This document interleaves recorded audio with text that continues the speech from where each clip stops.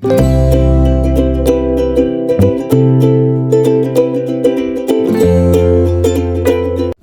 hello, salam sejahtera Malaysia.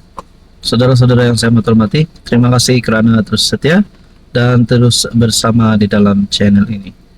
Untuk Anda Bapak yang saya hormati, saudara-saudara, beberapa perkara penting yang kita kena bersedia pada waktu terdekat ini, terutamanya di Sabah, adalah berkaitan dengan pembubaran DUN dan juga pilihan raya negeri ke-17 Sabah. Ada yang kata pada September ini DUN dibubarkan, PRN akan diadakan. Ada yang kata bulan 10, ada yang kata November. Tapi kita tahu tarikh pembubaran DUN secara otomatiknya akan dibubarkan adalah pada November. Kalau saya tak silap 11 November. Jadi PRN akan diadakan dalam masa terdekat.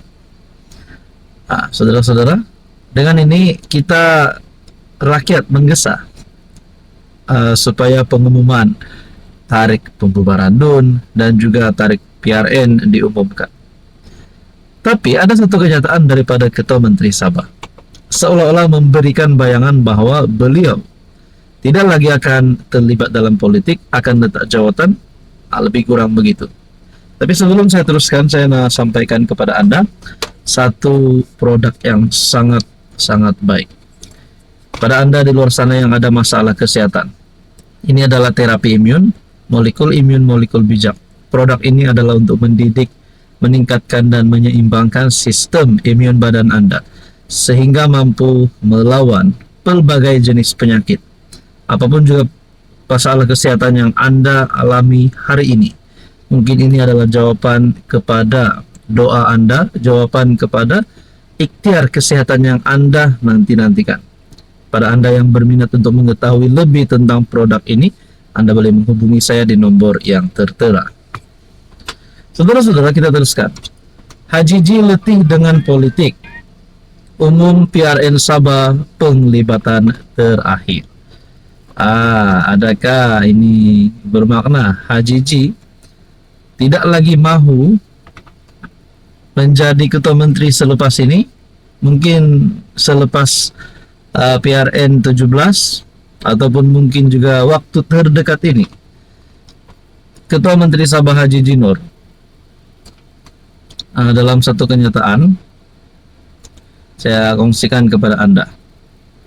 Saya terpikir saudara-saudara, kalaulah Ketua Menteri Sabah Haji G Nur tidak lagi memegang jawatan Ketua Menteri Sabah, mungkinkah ada beberapa nama besar yang boleh menggantikan beliau? Silakan komen di bawah. Ketua Menteri Sabah mengumumkan bahwa PRN Sabah ke-17 merupakan penglibatan terakhirnya dalam dunia politik.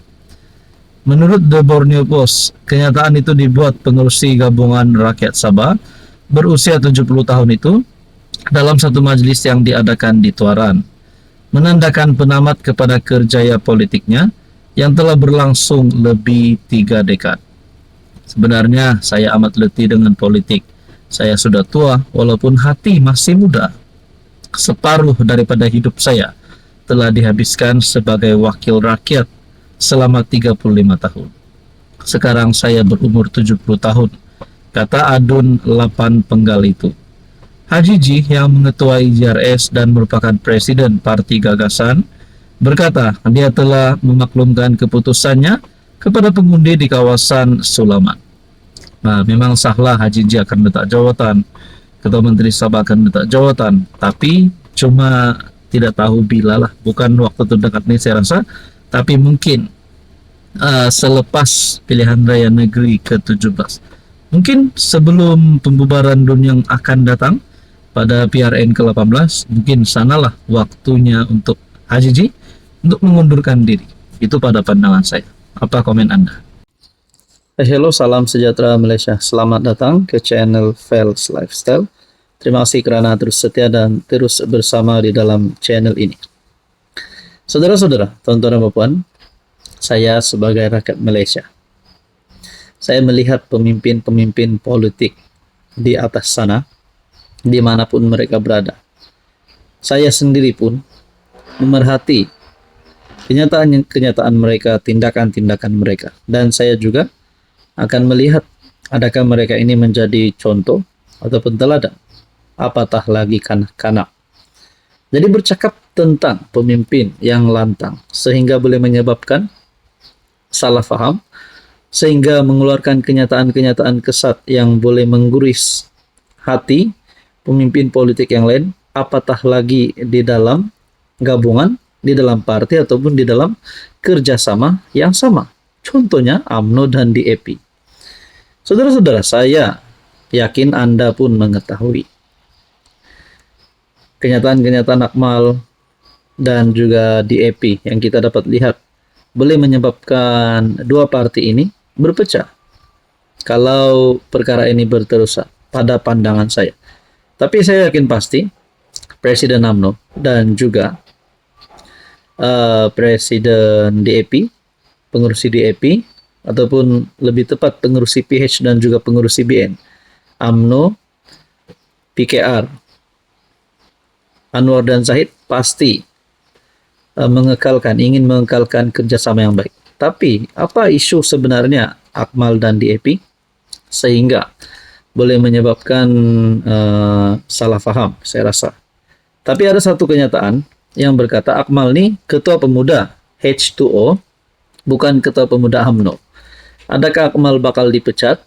Adakah Akmal mungkin keluar UMNO macam KJ sebelum ini? Adakah beliau ini boleh dipecat ataupun beliau akan letak jawatan? Mungkin juga masuk Perikatan Nasional, kita tidak tahu. Oke, sebelum saya teruskan, saya perkenalkan kepada Anda, ini adalah terapi imun. Produk ini sesuai untuk semua jenis penyakit. Kepada Anda di luar sana yang ada masalah kesehatan, 3 serangkai. Darah tinggi, kencing manis, kolesterol, diabetes, gout, masalah kulit, dan macam-macam lagi. Sekiranya Anda nak ikhtiar sembuh, nak ikhtiar sehat, Anda boleh menghubungi saya. Saya boleh bantu Anda untuk menyampaikan maklumat tentang produk terapi imun ini, Transfer Factor for Life. Kita teruskan dalam artikel daripada Harapan Daily, 21 Agustus. Pengarah komunikasi UMNO merangkap Majelis Kerja Tertinggi UMNO, Datuk Lokman Adam, secara jelas menyatakan bahwa Ketua Pemuda UMNO, Datuk Dr. Akmal Saleh, tidak berfungsi sebagai Ketua Pemuda UMNO, menurut Lokman Adam. Akmal sebaliknya berfungsi sebagai Ketua Pemuda, Datuk Seri Hishamuddin Tun Husin. Hishamuddin ialah bekas naib Presiden UMNO, kini ahli Parlimen Sembrong yang telah digantung. Beliau dikatakan merupakan tokoh yang mahukan kerjasama dengan PN untuk membentuk kerajaan. Akmal ini saya tak anggap sebagai Ketua Pemuda UMNO, tapi Ketua Pemuda H2O, kerana agenda dia ialah nak menjayakan agenda H2O. Dia nak pastikan H2O menjadi Perdana Menteri atau timbalan Perdana Menteri. Apa saja usaha yang boleh pecahkan hubungan BN dan PH ini, dia akan laksanakan. Menurut artikel ini, menurut perenggan ini, dia nak pastikan H2O menjadi Perdana Menteri atau timbalan Perdana Menteri. Adakah H2O ini? Mungkin saya tertinggal. Mungkin H2O ini dikatakan di sini adalah Hishamuddin Tun Husin. Apa saja usaha yang boleh pecahkan hubungan BN dan PH, dia akan laksanakan. Itu memang kerja dia, tetapi kenapa DAP dan MCA masuk perangkap dia? Ini yang salah.